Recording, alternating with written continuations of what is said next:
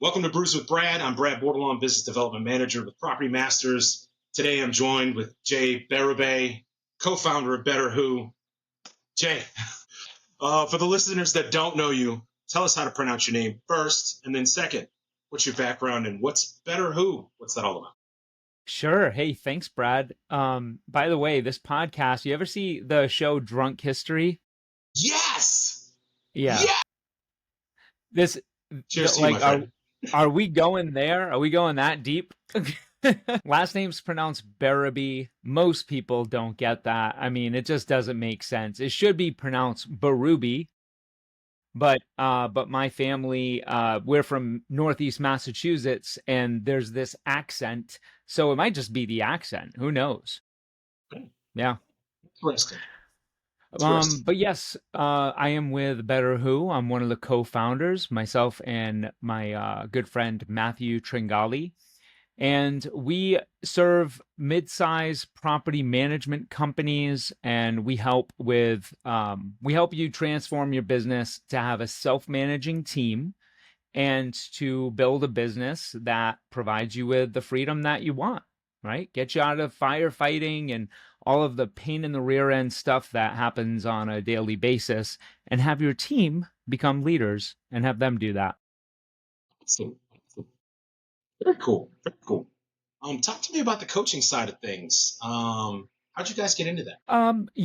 It actually, I think it's interesting, but I moved. I was doing some coaching in Florida. I live in Charlotte, North Carolina now for about 6 years, and I was doing some coaching in Florida while I was selling real estate and managing properties, and we had to move because we have 2 kids. They're young. Well, they were babies at the time, and they had special needs. Southwest Florida, it's usually, if there's any Floridians on here, don't hold me to this, but it's the newlywed or the nearly dead. Like that's where Southwest Florida is all about. So not really a great place for schools. We moved to Charlotte because of that, and sold my property management business and real estate business, and leaned into the coaching aspect. My business partner, Matthew, he was placing some remote team members at the time, and he lives in Charlotte, coincidentally. And I said, dude, we need to put a process behind this. Like this is gasoline here. So, and we've helped so many property management companies do direct hire for their global talent. So cutting out the middleman and essentially being global headhunters. Which probably isn't the answer to your question, but coaching is my favorite part of the job. Talk to me about the coaching side on leadership, teams, and how AI plays or how it fits. Yeah. Well, it's a good question about the AI, because we've heard about AI and, we know things about AI. At the same time, most companies have not adopted a systematic way of implementing AI into their company. So what I try to do, a couple years ago, or I don't know, depending on when this podcast comes out, you got such dynamic speakers lined up. I might not be coming out for like 9 months from now, but yeah, about 2.5 years ago, I guess, when we all started hearing about AI, I dove deep, like deep, and I spent like thousands of hours watching YouTube videos, and then starting to like toy around with different elements of AI. So much to where like I thought like robots are going to take over the world in like 5 or 10 years, which still may be the case. But I'm starting to take the foot off the gas on that one. But applying AI into specific areas in our business is the way that we need to look at it. This is what I've learned over the past 2 or 3 years. It's not just about, finding some tools and playing around with them. While that is fun and that's part of the process, but rather it's finding how to build a more efficient company. And sometimes AI is the tool to do that, but we just have to find out where. So AI is just another one of those levers that we can pull in our business, but we have to have a strategy behind it. Very cool. Very cool. I'm one of those ones that's honestly just been very afraid of it. Afraid to touch it, to mess with it. I was of the belief that Skynet was going to take over right about now. So it just feels like Cameron was onto something, but at the same time, I'm inspired by people who've looked at it and said, "Opportunity, I see it." And you're one of the pioneers of that. I really think in our space. Um, Very cool. Very cool. Talk to me about the state of property management a little bit. Some of the challenges that are facing property management owners in 2025, and how you think AI might be a fit or a fix for some of those. I've been doing this talk, War on Profit. And initially, when I put that together, it was to challenge the idea of the traditional way that we look at profitability, income, expenses. We can either charge more or, spend less on how we do it. Um, but I wanted to challenge that with thinking about profitability through the lens of efficiency. And with efficiency, there's two different ways that we can look at gain more efficiency, right? It's either through people or process, right? So either your people on your team can be more efficient or the processes in the business can be more efficient. And through doing that, AI was the most natural way to think about that. So I started slowly starting to put together um, different ways where property management companies can start implementing AI with like in one simple way, like an individual just doing one thing, right? Taking one step. And then the same thing on the process side, right? Finding one bottleneck and trying to solve it. Um, and profitability, right? This is kind of just circling back to one of the biggest challenges, and I think it's the biggest profitability. It's harder. Like we're restricted by the amounts, by the amount of fees that we can charge, especially on the West Coast. West Coast is obviously hit hard with legislation. Um, but yeah, I mean, it's becoming more difficult. That's another reason why we really leaned into direct hire remote team members because labor is so expensive, right? And then when you get into property management, most property managers came from either an investor background or a realtor background. And those two those two professions aren't necessarily like they're not HR specific. So leading a team is typically new to most property management business owners. So you have operating a business, being more profitable, leading a team. I mean, these are major challenges. And then you have issues that are time specific, like um, AI and implementing AI because you're hearing about it and your competitors are doing it. And if you don't adapt, right, if you don't evolve, you're going to die as a business. Yeah. So like, I mean, there's just, and then, other just tenant retention, like that's obviously an issue when you have a changing market, days on market increasing, like, so if we're talking time specific right now, days on market, it's harder to lease units. You might have to, and you might be finding yourself doing this right now, getting price reductions on the rental rates on renewal. Like this happens. I've lived through it. Sure, sure, sure. Speaking of those losses, are you seeing any big wins with AI on the property management side? How are they getting those dubs on the AI side? Yeah, there's definitely some people doing some cool things with AI.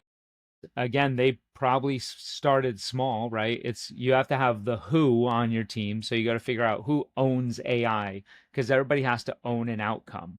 If not, every nobody owns it. So, when companies have one person that can own the outcome of AI and they create, we think in terms of roadmaps like 90-day projects. So if they start with their first 90-day project to implement one aspect of AI in the company, like we see a lot of success. Um, Probably the easiest thing to do, and the easiest win for any company is to really have a strategy around using meeting note takers. And I know that sounds so simple. And if everybody here has been on like Zooms and Google Meets before, and you can see everybody's otters and note takers and all of that, but there's no real, for most companies, there's no real strategy around it. Like, what do they do with that information? Because, Brad, I'm going to give you a big secret right now, right? I'm going to give you the answer to a big secret, I should say. Um, you ready? Yeah, let's go. Okay. You know how how the phrase goes, knowledge is power? Knowledge is everything. That information that you recorded from that meeting needs to be stored somewhere. How does generative AI learn? How does AI learn? How does anybody learn? It learns from knowledge. It accesses all of the knowledge so that if we want a clone of ourselves, it has to know how we operate. It has to know the X's and O's, you know, the ones and the twos. I don't know. What's binary language? Yeah, Ones, twos, ones and zeros and ones, zeros and zeros and ones, ones. There you zeros and go. ones. See? Yep, Third time's the yep. charm. I love it. I love it. No, But yeah, definitely it's zeros it's and the ones. knowledge. So companies that record their sales calls, their team meetings, like if they have that going into one place, then the AI in that place can get the answers. Like for example, we use Notion AI, and we've adopted Notion a couple of years ago now, and all of our notes, right? Because we were early adopters in AI, like yeah, go figure, and like all of our knowledge, everything that we've done in coaching and consulting over the course of time, where we started documenting, where we have all of our Google Docs and our slides and our sheets and everything, our AI knows. So when we need to, like, I sent you some questions, right, from my AI Chad when we were prepping from this for this podcast. My AI Chad recorded everything and then put together and emailed like a series of questions and topics based on our conversation, right? Just making things easier, having a sidekick, having a buddy that like does all the heavy lifting so that you and I can just Sip a cold one. yeah. I love it. I love it. No, I love the fact that it keeps you on task. It keeps the flow moving forward. Because I get rambling. I will just squirrel, and we'll be talking about weird things here in a minute. And it won't be weird to us. It'll be totally fun, but I'll be completely off topic. But yeah. So yeah, no, I appreciate the fact that it gives me structure and flow and keeps me on point. I think it's fantastic. It's been Me very, too. very surprising at how it's learned, how it is learning just my little isms, but understanding what I'm asking for now versus when I started utilizing it is night and day. And I find that as it learns me, I'm learning it at the same time, and I'm learning how to prompt and state things a little bit more directly to get the result that I'm trying to achieve. And it's taking me less and less time each time I try to create something, right? What's something you've done lately with AI? Today, I used GPT-5 to create a flyer for the 5 Star Conference coming up in 10 days. Created that flyer. It had several issues when I first started, but I told it just generally what I was looking for. Uploaded a copy of the company logos and said, make sure we're using our branding. And it said, okay, it did some thinking and it came back and said, okay, how about this? And everything was really, really kind of separated. There was really, really nice content at the top, really nice content at the bottom, and the middle was just empty dead space. I said, okay, well, what about a sticker? And it says, well, what about a background? And I said, oh, well, I like that. And it says, well, the conference is in Dallas. Do you want to use the Dallas skyline? And I go, you know what? That's a good call. But how about we like watermark that a little bit, just kind of fade it out for me? And it goes, oh yeah, no, we can do that. I'm like, okay, let's go. So we created what I was looking for, and it scared me in recent times, to be very, very honest with you. I try to produce a graphic post conference. I load some photos in, and I'm trying to create a collage with the photos that I loaded in. Well, it took that, it did what I asked it to do, but it also created extra people, extra characters out of the people that I had in my pictures. So there's all these wonky faces and new faces, and I'm like, oh, well, this is wonderful. I mean, this is cool, but that's not what I was asking for, ChatGPT. Come on, man, get with me here, get with me. So I go back and I'm talking to it and I'm telling it what I want, and we refine and get better and better and better. But I find it interesting because even as recent as today, yeah, I was in AI using it to create something that would generally take me at least a couple hours. It did it in a matter of minutes. So efficiency off the charts. I'm not as creative as some folks. I like to say that I am. I'm animated, but that doesn't make me creative. Brad, have you seen? All right, I don't have to ask you this question, but you've seen the movie Weird Science, Of right? course, of course. Okay. So, Big fan. a couple years ago, Matthew and I were at a VRMA, a Vacation Rental Management Association event. I don't know if you've ever been to any of those. Uh, this was a regional one somewhere in Texas.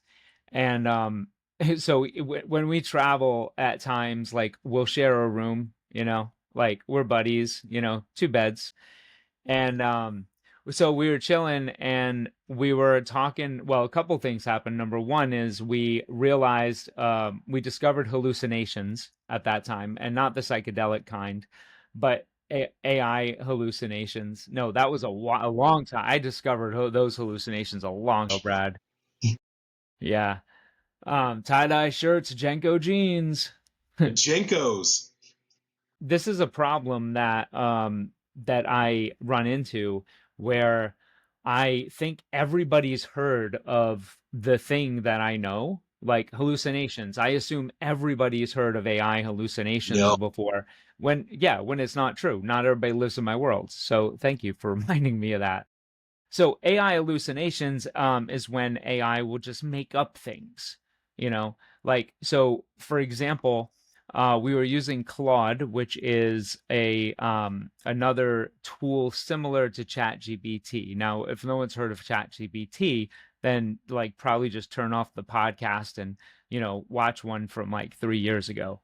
Yes. But um, but yeah, so Claude is similar to ChatGPT. It's built by Anthropic. Amazon is probably one of the biggest investors in. Yeah, all right, so that's a little too much.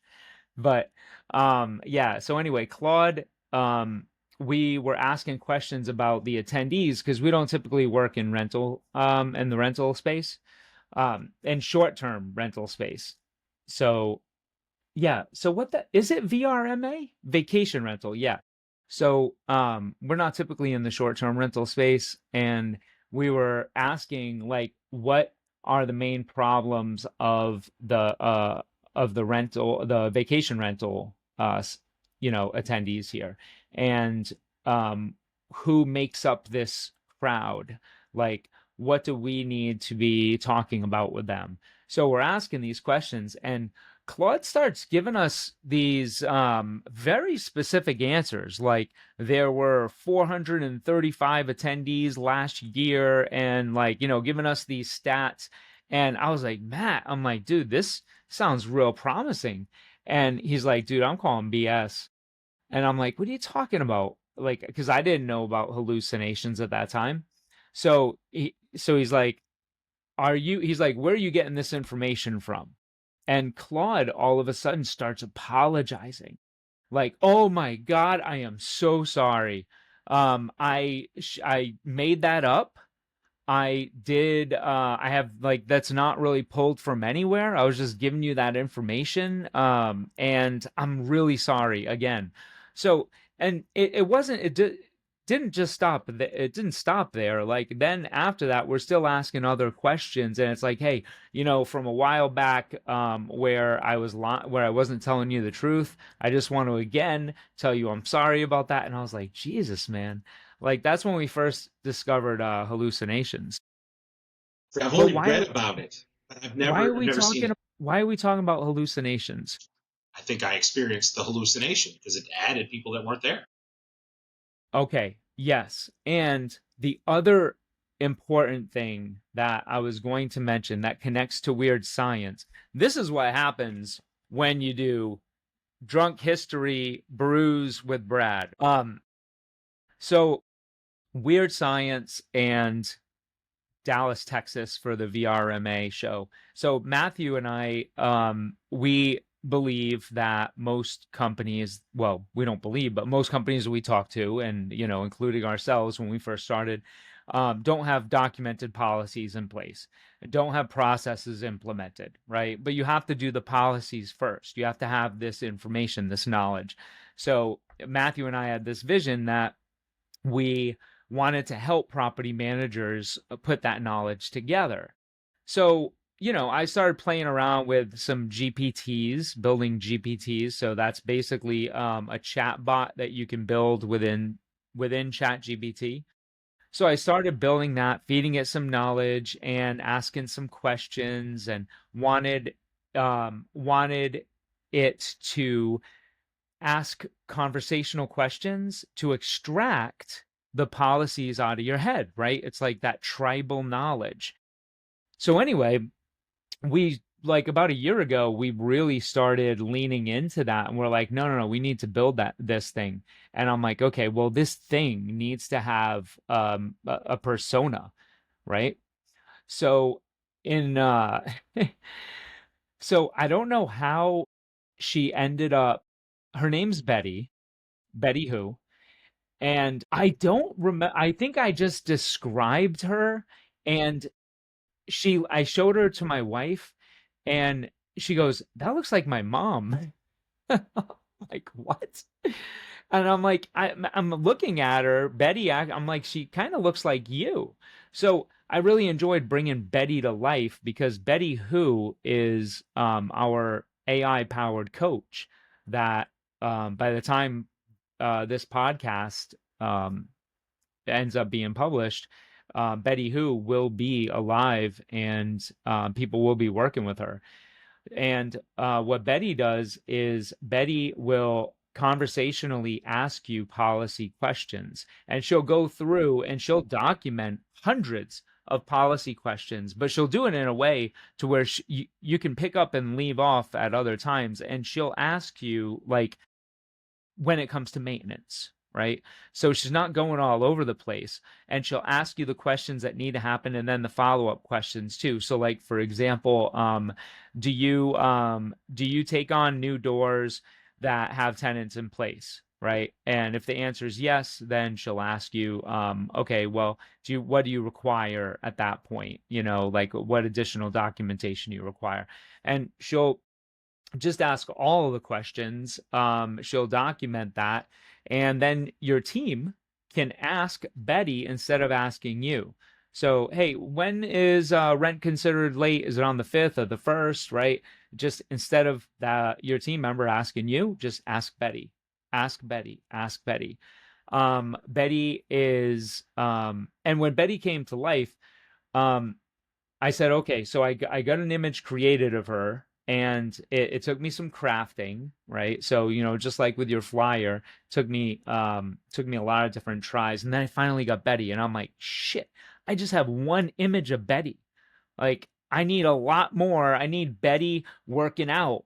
I need Betty playing basketball. I need Betty like out on the town. I need Betty super professional, but then I need Betty like standing and confident and speaking in front of a crowd. So I found a tool that allowed me to do that. And now we have Betty just doing everything. And then I'm like, okay, well, we have to bring Betty to life. So we started using another AI tool to animate her to now she's my weird science project, and I fell in love with Betty. And strangely enough, my marriage has never been better. I love it. I love it. That's awesome, dude. That's so cool. That's so cool. There's an example of like we had a problem to solve, and we applied AI with a strategy to solve that problem for our clients. It's huge. It's huge. On that topic, what are the tasks AI should not be doing yet, in your opinion? You talked about all the things that it could do. What shouldn't it be doing? What shouldn't we be using the GPT for? Mm, high risk situations, like answering legal questions. I mean, I wouldn't touch that. Anything that I mean, like, use it for marketing, use it to acquire knowledge um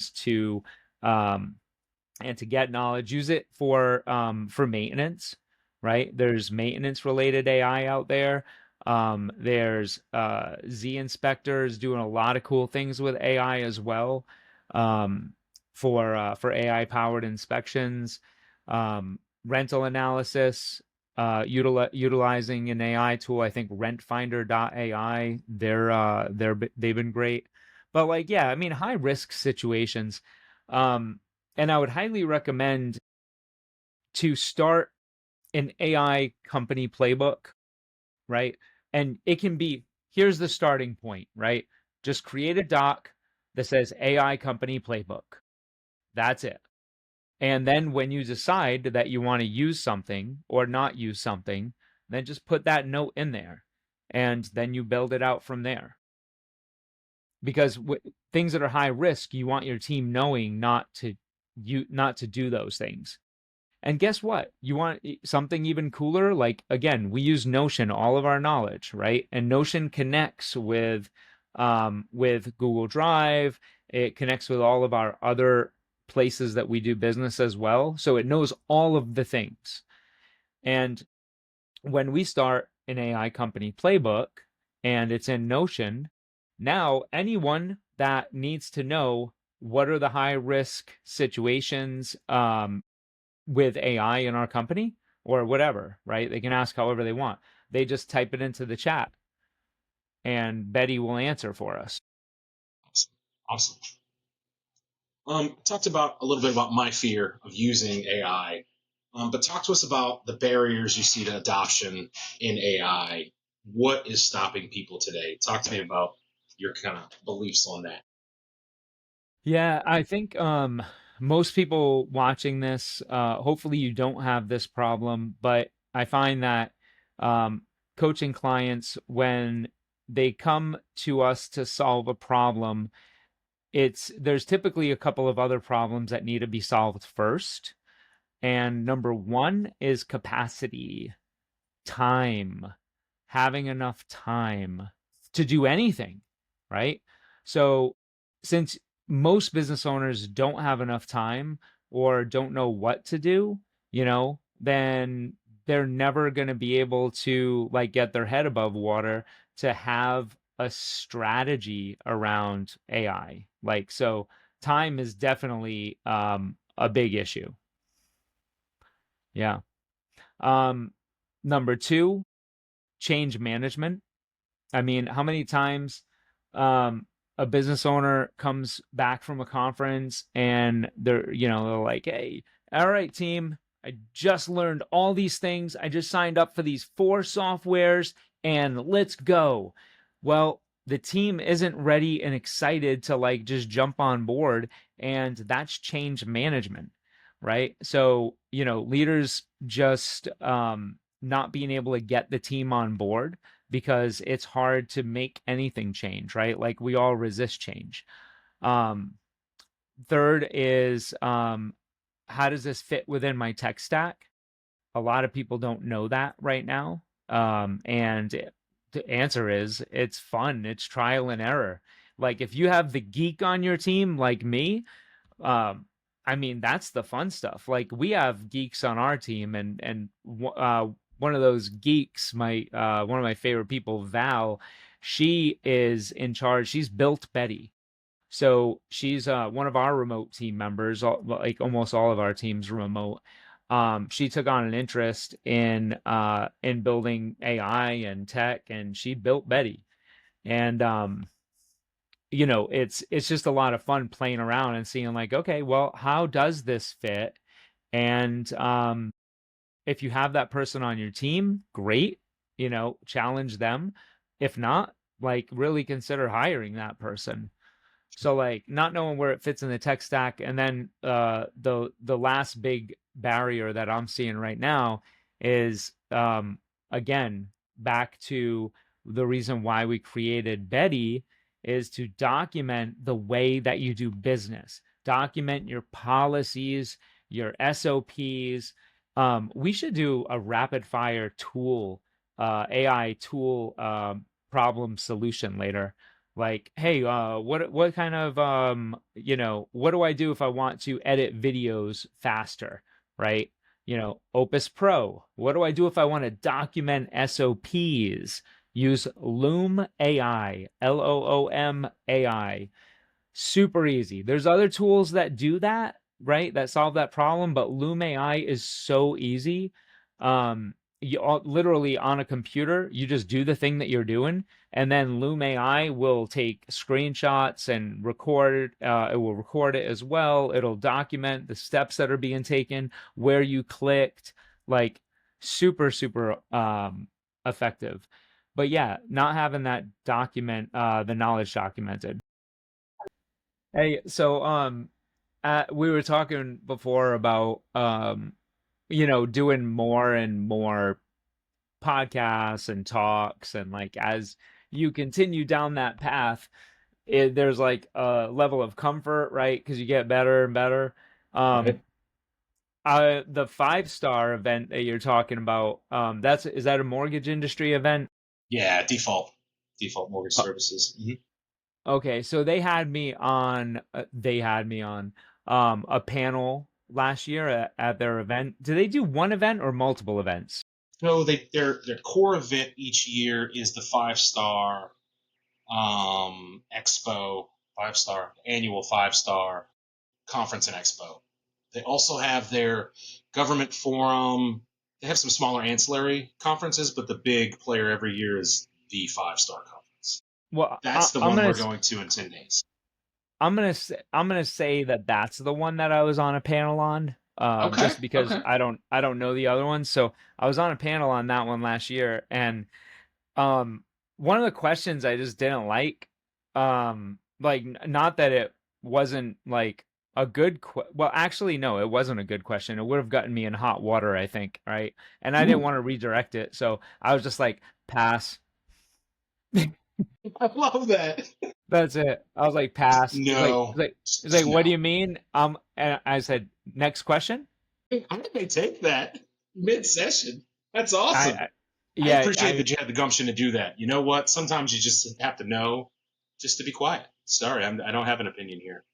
Not speaking on it. Yeah. Yeah, you know what? It was something I wasn't qualified to speak on. That's that Okay. that's what it Well, was. I So I didn't respect I didn't that. have an opinion. I just didn't It's not like I didn't like the question. But yeah, Okay. no, he just moved on. He just asked me a different question. I like that. All right. Yeah. It's not like politicians where you ask a politician a question about policy, and then all of a sudden like they're answering something completely different. Yeah, they're telling you about their, tech portfolio, and you're like, oh, yeah, we're talking a different language now. Cool. If you ask me a question, Brad, I'm gonna answer that question, not another question. Right. To the best of your ability, at least, with the knowledge that you have in your head, I'm going to give you what I got. But if I don't have anything up there, I'm going to go, next question. Good call. Do it at dinner with you. Do it at dinner with your wife. I will. I will. Did you Oh, do this? Next question. next question. Yes. Did Next did question. you Yes. did you use all the did you eat all the bread?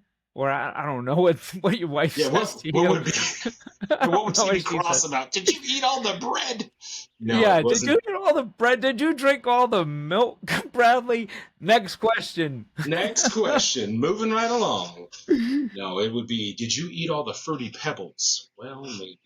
Because I picked the Fruity Pebbles and nobody else in the house wanted Fruity Pebbles. Everybody wanted Honey Bunches of Oats or something else. And I wanted Fruity Pebbles because I'm a big kid and whatever, who cares? So I get my Fruity Pebbles and then I get the third degree and everybody eats my stuff.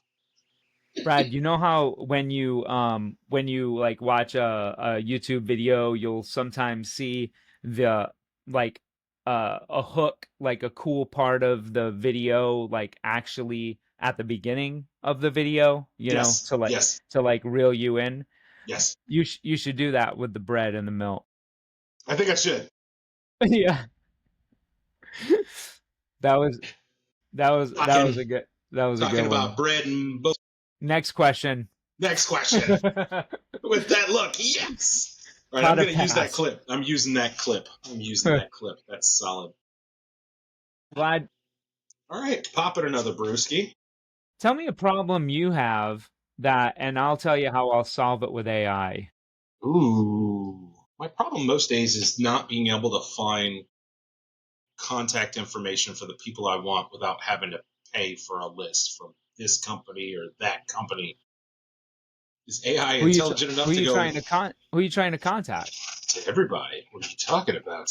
No, I'm trying to Oh, connect I with everybody at gotcha. the conferences, right? So I go to work sometimes, and sometimes I get a list. Sometimes I get a good list that may or may not have some contact information. If I have a phone number, I'm picking it up and I'm calling people. If I have emails, I am sending out a blast. Now, obviously, I can solve that problem. oh, There's Yeah, I mean you got a couple ways. Number one, there's AI agents that will scrape the web for the contact information to fill in the blanks.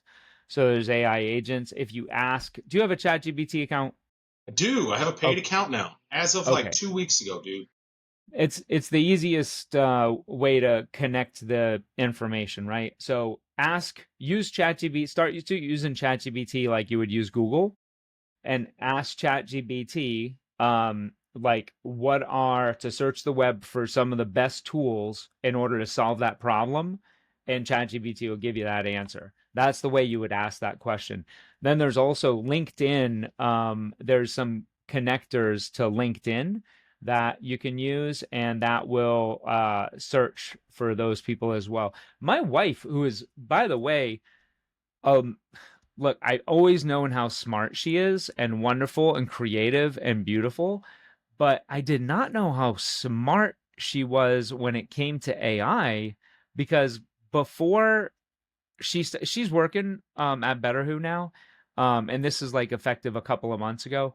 Before that, she wasn't using AI as heavily, but coming into Better Who and like hearing me talk about it all the time, she started to. She literally, I don't know how she did it, but she took one of those lists and she ran it through. She put it through a bunch of different prompts, and she got the avatar specifically defined for that specific conference. So you know how like you go to NARPM National or you go to I'm speaking in Nevada next week and then Virginia a couple weeks after that. And each event has a different audience, right? It's like NARPM National has a lot of owners, but also a lot of team members. But broker owner more just for the owners, right? And then the state conferences, it's a different persona. So she took the list, she uploaded it, and she's now documenting the personas for each event before we go to them. Crazy, right? I mean, you can do that. No, I love it. What's interesting too, and I thought about this. I barely understand it. I have teenagers, and I actually asked my kids to teach me how to create the first prompts that I did, and that was embarrassing. Probably a month and a half ago or so, 2 months ago, tops. Before that, I knew people that used AI. I knew Jay. I know Jonathan talks to his daily. I mean, he's got fantastical worlds built in some of his, and I find that amazing and so interesting. But he's like, yeah, no, they have their own like culture and religion and all of these things. And I'm like, well, how does it do that? And he goes, I do it. I teach it. So I just find that so interesting that you can create a whole fantastical world and then ask your, AI, hey, tell me about how you feel about this topic. Tell me about philosophy. Tell me about science. Tell me about. It blew my mind what he's talking to his AI about and how it responds. And he said, look, it's been learning me over these years. And he's like, yeah, he's like, I have one for this purpose. He's like, and I have one for a business purpose, and I have one for these other So purposes. so there's two things that I two reasons I love AI, and I don't know if this is true for everybody that is that likes playing around with AI. So I'm curious. Number one, I am a problem solver. I love to solve problems. It like I feel rewarded at a deep level. So AI just helps me solve problems. Anytime I have a problem, I go to AI. Like I'm gonna be coaching my daughter's middle school basketball team, and that's a problem I need to solve. I need to find the right drills, the right way to coach them, right? So first when they step the first time that we practice, there's going to be a question that I ask them because I have to know where they're at. So, I fine tune some of this uh with my ChatGPT account. But the first question I ask is, all right, so out of these three reasons, tell me one. Um, what what do you want to get out of this team? Right? What does success look like at the end of the year for you? Is it to win? Is it to have fun? Or is it to get better? Or a combination? And any answer is fine. I don't care. I just want to know where I stand. So, so I thought that was a really good question, a really good coaching question to figure out mindset. Um, so the second thing is learning, just learning about something that I'm interested in or to find things that I'm interested in. So, for example, my son and I wanted to spend some time together, and this was last year, and we wanted to find creative ways of doing that. So he likes to shoot YouTube videos of him gaming, and I like to I was into tree stumps at the time, which I kind of still am. I have like 10 cut up tree stumps outside of my he shed office here. But like just because you can do cool things with tree stumps. You can like transform them into things, right? So like I started learning how to woodwork. And it's not like I have this big garage to do this in. It's just like just put piece together tools. But I said, okay, well, why don't we do a YouTube video, but not do it on a video game? And I got this big stump here. So what should we do? And he's like, let's use ChatGPT. And I was like, I'm so proud of you. So we used ChatGPT to find out what could we do with the tree stump, show us some other YouTube videos about this. And we ended up getting inspired to cut out this big hole in the middle of this tree stump and to put his Hot Wheels, like 30 of his old Hot Wheels in there, and then to epoxy over it and make and then put wheels on the bottom. So basically making an end table that you can move around. So we did that and it was so much fun. We shot a YouTube video on it. We asked ChatGPT well, Chad is what I call my ChatGPT. We asked Sure. Chad for the script and like just like for inspiration about, what we were doing, how many different angles, and we were just learning and bonding at the same time. Now that's the fun part of AI and like how you can actually engage and improve as an individual. But then you have the dangerous part. So we were talking about risk. We got to talk about property management in a minute. We were talking about risk in business, but there's also risk in personal life because like there's apps out there that my daughter, she was 11 at the time. She had an app to build an AI character, and and then the other people are talking to this AI character, and like inappropriate conversations are now happening with the AI. And I was like, holy crap, hold the phone here. So yeah, there's dangerous things we have to watch out for and to protect our family. Sure. Yeah. No question. Back to No property question. management. Ah, Talk to you about something for a sec. hit Um, me. so when I first started in business, um, it was back in, geez, hold on. So this was about, I guess, 25 years ago. How old am I? 46. Yes. Okay. So about 22 years ago, setting the scene here. Which by the way, I'm 46 and I still have hair, and that's the only reason why I grow it out to do this. Okay, Good that's shit. it. Wood. I Got a know. jagged line and then the bald spot. Oh, it's growing. I like what you're doing though. I like it, Brad. Hey, so back at 22 years ago, I quit my job at the Hyatt in Southwest Florida, and I said I'm gonna go sell real estate because this thing's like doing really well, and I can make a lot of money, which I did. And to me, a lot of money. I made like 120,000, where the year before I was making 40. So Yeah, that's huge. it was massive, like Yeah, especially for yeah. like a kid. I was like 24 years old. I was on my own. Like it was nice. Well, I mean, that was for a year. And then, and then shit got real. Um, so people, like people couldn't sell their homes anymore. And, here's the great, recession.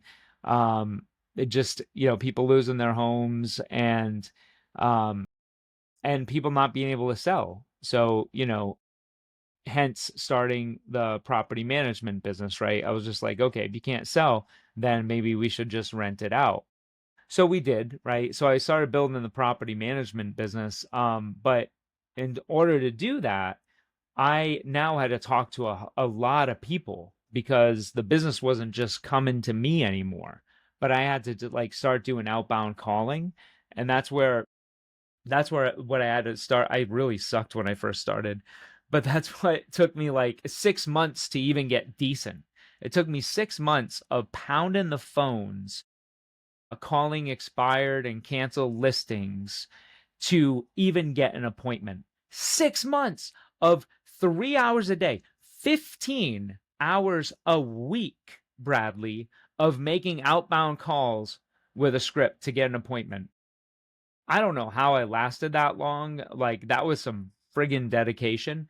But talking about scripts and scripts and AI, um, well, I was a big fan of scripts, but what the reason why it turned around after the 6 months is because I realized scripts are not supposed to be read verbatim.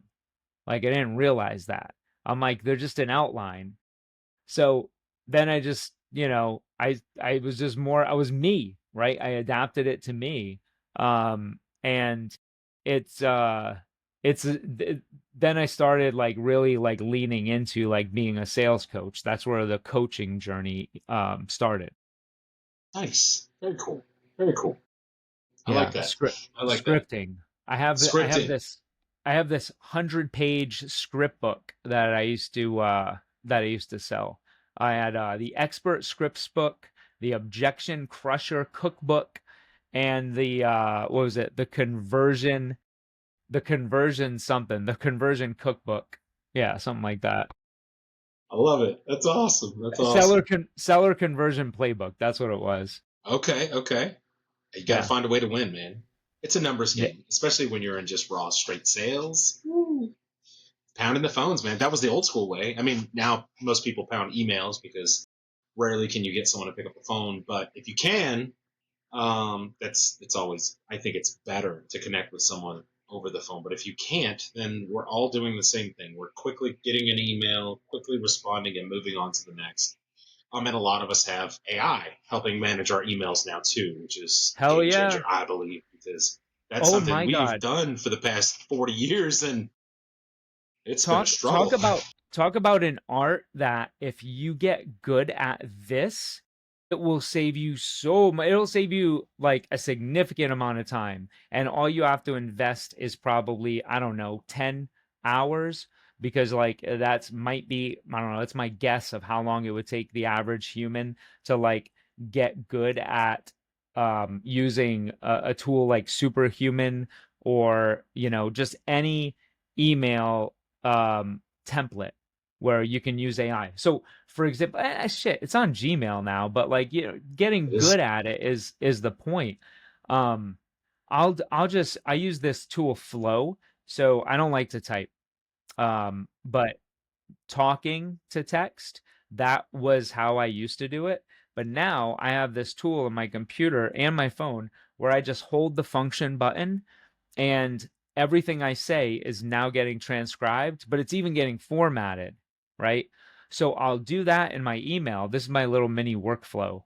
And then once I do that, I use Superhuman, and that's the app that I use for my email. My Gmail connects right to that. And then I will just click the AI button in there, and then it makes it sound so good. So good. Like it makes it's friggin' perfect. If anybody can identify a small workflow like that with AI for their email, my God, the amount of time that it would save you. huge, huge, huge. It's a good question. Why not? What are you busy doing, Brad? Good question. Most days it's outreach. Most days it's I'm on LinkedIn constantly. I'm reaching out directly to owners, investors, property managers, folks that own or manage assets that could use our services. I mean, just flat out. I mean, we're general contractors. We operate in 23 states. We're licensed in 26. They've been in business for a long time. They really get it. But these guys do it a little bit differently in a way that I can definitively say that I've never seen anyone in the industry do it the way that we do it. And I think it's all people and process. And that's it. It's Hey, we have Brad, real people. if you were to look back this week, what's one time waster?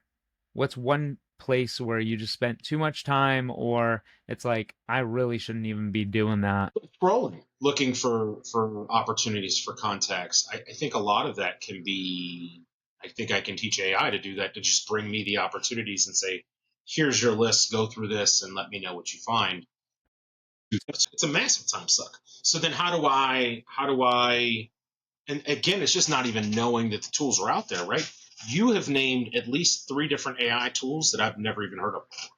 So that's just me needing to educate myself, or needing to get educated on some of these softwares, some of these different platforms that can really help, not just in the chat GPT way. I mean, I can go to the GPT and I can tell it little things I want, but there are several different AIs that people use all day, every day, like you do. You're like, yeah, well, I have Chad managing this, but yeah, I mean, my email's running this, and well, yeah, I have Copilot on my, Outlook, and I'm like, well, that's cool, and but I still don't know how to use it. I Okay, barely know how to utilize it. what if you could just focus on being a ChatGPT ninja then, and you could actually use ChatGPT for all of the problems that you're trying to solve, or most of them, to be reasonable.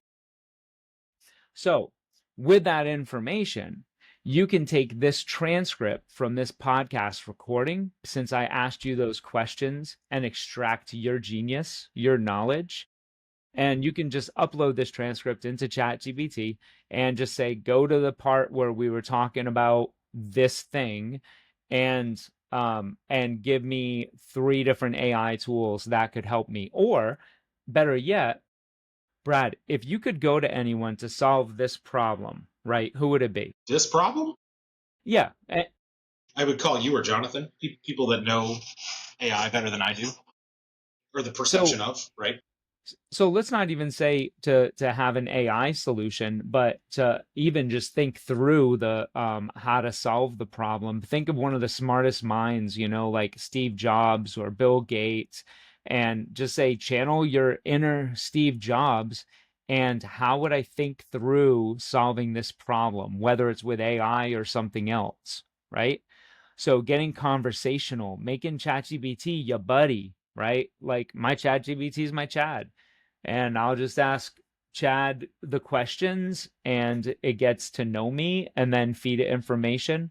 So if it's important enough to you, now this is a coaching moment, so this is where you can play like the soft, subtle music.